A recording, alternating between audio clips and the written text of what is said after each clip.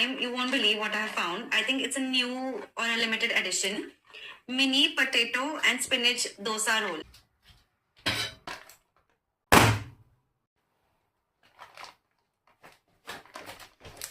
இதுதான் அவங்க சொன்ன எம்என்எஸ் மசால் தோசை.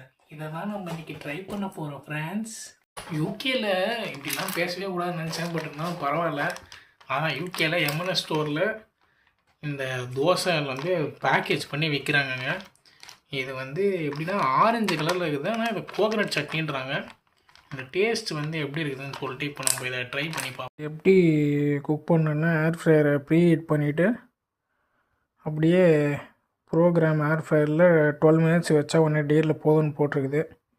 வந்து தூக்கி நம்ம ஏர் ஃப்ரையரில் வச்சுருவோம். தோசை இப்போ ரெடி ஆகிடுச்சு. நம்ம டேஸ்ட் பண்ணி பார்க்குறோம் இப்போ எப்படி இருக்குன்னு சொல்லிட்டு.